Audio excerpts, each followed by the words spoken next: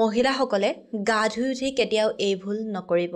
যদি আপুনি গা ধুই উঠি এই ভুল কৰে, আপোনাৰ বিভিন্ন ধৰণৰ সমস্যা হ'ব পাৰে, লগতে আপোনাৰ ঘৰৰ আৰ্থিক স্থিতি বেয়া হ'ব পাৰে বা আপোনাৰ বিভিন্ন ধৰণৰ শাৰীৰিক সমস্যাও হ'ব পাৰে।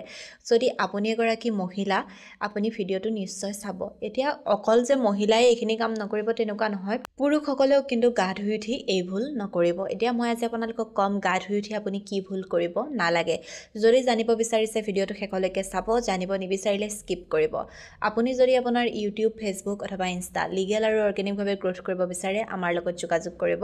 আপুনি আমাৰ পৰা legal views, legal subscriber, legal followers এই সকলোবোৰ লিগেল আৰু অৰ্গেনিকভাৱে ল'ব পাৰিব। আমাৰ হোৱাটছএপ নম্বৰ 9864808721। আপুনি আমাৰ হোৱাটছএপত মেছেজ কৰিব, আপোনাৰ ক্ৰাইটেৰিয়াখিনি জনাই দিব আৰু আপোনাক আমাৰ তৰফৰ পৰা ফোন কৰা হ'ব। গতিকে এনেধৰণৰ সুবিধা বিচাৰি থাকিলে দেৰি নকৰি এতিয়াই আমাৰ লগত যোগাযোগ কৰক। এতিয়া আমি জানো বলক মহিলাসকলে গা ধুই উঠি কি ভুল কৰিব নালাগে। তাৰ প্ৰথমটো হৈছে মহিলাসকলে কেতিয়াও গা ধুই উঠি কাপোৰ এৰি নাহিব। এতিয়া বহু মহিলাৰ এইটো অভ্যাস আছে যে গা ধোৱা কাপোৰখিনি বাথৰুমত এৰি থৈ আহে যে মই এইখিনি পিছত ধুম।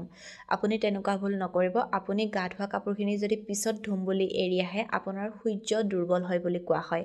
গতিকে আপুনি গা ধোৱা কাপোৰ কেতিয়াও বাথৰুমত এৰি নাহিব। আৰু দ্বিতীয়তে হৈছে আপুনি কেতিয়াও আপোনাৰ বাথৰুমত চিঙা চুলি বা সৰা চুলি বা আপুনি মূৰ ধুতে যদি চুলি সৰি আহিছে সেই চুলি এৰি থৈ নাহিব।